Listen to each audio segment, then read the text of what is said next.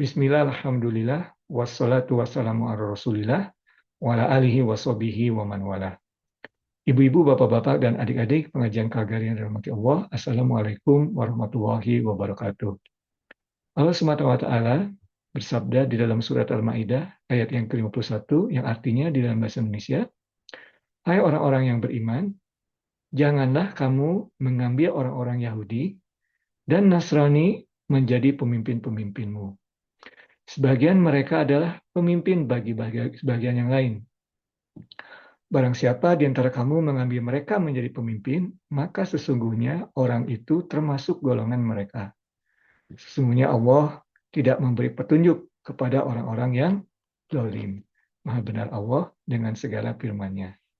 Sebelum melanjutkan kajian ini, perlu diberitakan kajian minggu lalu, itu ayatnya, ayat surat Al-Ma'idah, ayat ke-8. Ya, jadi bukan ayat yang ke-65, itu kesalahan redaksi. Mohon maaf atas kesalahan tersebut. Kita kembali kepada kajian minggu ini ya. Al-Maidah ayat ke-51. Ini mungkin ayat yang paling kontroversial ya. Pernah menjadi ayat yang paling kontroversial pada saat pilkada di Indonesia ya, pilkada DKI. Jadi ayat surat Al-Maidah ayat ke-51. Yang menjadi pokok kontroversialnya atau poin kontroversialnya adalah kata dalam bahasa Arab aulia ya. Jadi di sini perintah Allah la tatakhizul yahuda wan nasara aulia. Jangan mengambil orang-orang atau bangsa Yahudi ataupun orang-orang Nasrani sebagai aulia kamu. Apa sih aulia itu? Aulia itu bentuk jamak dari kata wali. Jadi wali itu singlenya, jamaknya aulia.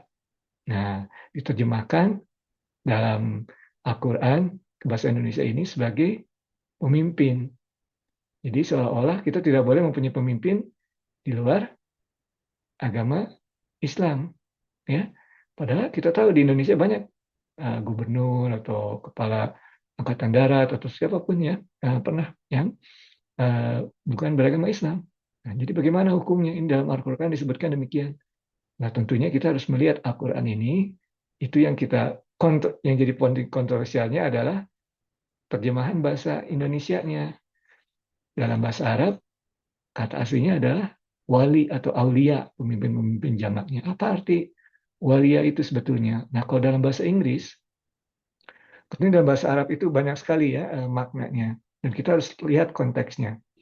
Dalam bahasa Inggris, wali itu atau aulia dalam bahasa Arab diterjemahkan bahasa Inggris, literatur bahasa Inggris, itu diterjemahkan sebagai guardian, seperti penjaga. Ya, ataupun friend kadang-kadang, teman setia, ya, friend. Banyak ya kalau bapak-bapak, ibu-ibu, adik-adik melihat Quran terjemahan dalam bahasa Inggris itu tidak diterjemahkan sebagai leader, satupun tidak ada menerjemahkan sebagai leader, ya, guardian, ya, guardian, kemudian friend, bahkan ada yang friend, ya, close friend, ada juga yang protector. Nah, jadi sekarang ini kita harus lihat konteksnya. Karena dalam menerjemahkan Al-Quran itu harus melihat konteksnya. Nah, ini konteksnya ini ayat diturunkan di Madinah. Di Madinah itu kondisinya ya setelah perang Uhud, setelah perang Khandaq, itu banyak kaum Yahudi yang sifatnya itu munafik ya di situ. Jadi dua muka, seperti berpihak kepada umat Islam, tetapi juga bersekongkol dengan kaum Quraisy untuk mencelakakan masyarakat Muslim di Madinah. Ya, jadi ada konteksnya.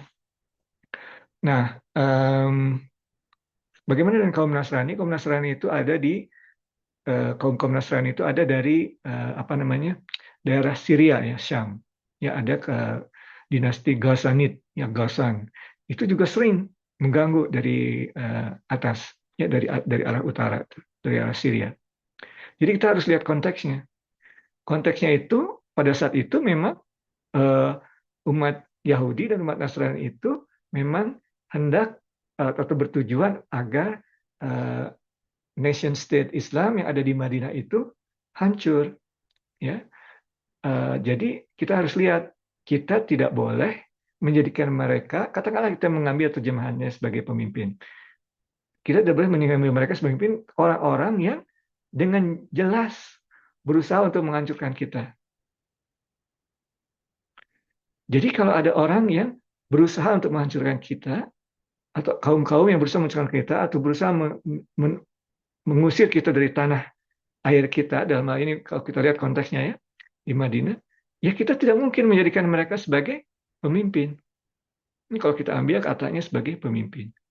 Ya, jangan. Jadi kita harus lihat konteksnya. Konteksnya umat Islam di sana, nation state baru, kemudian dapat serangan dari dinasti Kristen, dari Nasrani, dari Syria, ataupun penduduk-penduduk Yahudi di sekitar Madinah mencoba untuk menjatuhkan, ya, memporak-porandakan nation state Islam, pimpinan Rasulullah SAW. Jangan menjadikan mereka jadi pemimpin. Itu konteksnya. Nah, bagaimana ini kalau kita artikan dalam masa sekarang ini? Ya harus lihat konteksnya. Apakah kaum-kaum tersebut atau orang-orang yang akan kita jadikan pemimpin itu merupakan orang-orang yang hendak mengusir kita di tanah air kita, atau memporak-porandakan atau menghancurkan tanah air kita, atau bukan? Kalau iya, ya jangan pilih mereka jadi pemimpin. Kalau tidak, boleh dijadikan sebagai pemimpin. Di dalam surat Al-Mumtahanah, ya, surat yang ke-60, ayat ke-8 kalau tidak salah, disebutkan kita boleh bekerja sama dengan mereka sepanjang mereka tidak mengusir kita dari tanah air kita, atau mereka tidak melarang kita untuk beribadah. Nah, untuk konteks kita di Kanada ini sebagai umat Islam minoritas, ya tentu kita merasakan kalau kita tidak dihalangi untuk beribadah, kita diizinkan di sini mendirikan masjid, diizinkan kita untuk melakukan sholat tarawih walaupun malamnya pada saat summer. Ya, kita tidak masalah untuk menjadikan mereka sebagai pemimpin, ya, asalkan kita juga melihat, ya, kalau sedang pemilu apa program-program mereka. Kita lihat, tidak apa-apa. Ya, program-program mereka yang melindungi kita, melindungi hak kita beribadah, ya boleh dijadikan pemimpin, boleh dijadikan senator kita, MLA kita. Ya, seperti itu. Ya, seperti dalam surat Al-Mumtahanah tadi. Jadi poinnya, dalam menerjemahkan Al-Quran ini memang, atau kita mempelajari Al-Quran, kita harus lihat konteksnya. Konteksnya demikian. Jadi kalaupun kita mengambil terjemahan sebagai pemimpin, ya, ini terjemahan dari, kalau dilihat dari internet, ya, dari King Fahad Al-Quran Kompleks. Ya. Jadi Al-Quran perusahaan apa namanya yang mencetak Al-Quran, kemudian ada terjemahan bahasa Indonesia, ya, dari Arab Saudi itu biasanya di situ terjemahannya sebagai pemimpin. Tetapi dalam terjemahan sekarang ini dari Departemen Agama, ya, misalnya Quran ini, ya, Departemen Agama, itu terjemahannya bukan pemimpin, tetapi teman setia wali. Ada juga, ya, dalam bahasa Inggris juga sama, ada yang menerjemahkan sebagai close friend, protecting friend. Ya, sama juga kan artinya di situ. Boleh nggak kita mempunyai teman setia bukan Yahudi atau Nasrani? Oh maaf, teman setia orang Yahudi atau Nasrani, boleh tidak? Ya, prinsipnya sama dengan tadi. Apakah kita melihat teman kita itu sebagai teman yang berusaha untuk membawa kita atau menjauhkan kita dari Islam? Kalau ya, ya jangan menjadikan mereka teman setia, teman biasa saja, teman kerja dan sebagainya. Ya, tidak menjadikan teman setia, tidak berarti kita harus kasar atau, ya, tidak apa namanya, tidak sopan terhadap mereka. Kita sopan terhadap mereka, teman kantor. Tidak apa-apa. Teman kantor kita mungkin memiliki pendapat yang berbeda mengenai konflik Palestina, ya, di Gaza. Tapi ya kita sampaikan pendapat kita tegas, itu pendapat kita, tapi tetap sivil, tetap sopan. Ya. Jadi tadi teman setia diterjemahkannya seperti dalam Al-Quran ini sebagai teman setia, ya boleh, asalkan orang itu tidak, atau kita mengakses bahwa orang itu bukan orang yang hendak menjauhkan kita dari agama Islam atau menghancurkan Islam. Ya, demikian. Jadi kalau demikian, ya kita jangan jadikan mereka teman setia, dia teman kerja saja, teman, ya, sebagai teman biasa istilahnya. Nah, jadi 2 poin, ya. Pertama memang terjemahan Al-Quran itu hati-hati.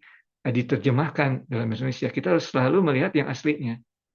Kemudian dalam yang poin yang jadi tadi poin pertama ya, bandingkan poin Al-Quran kita itu. Jangan terbawa nafsu. Oh, ini kan cuma terjemahannya, ya. Jadi itu poin pertama. Hati-hati.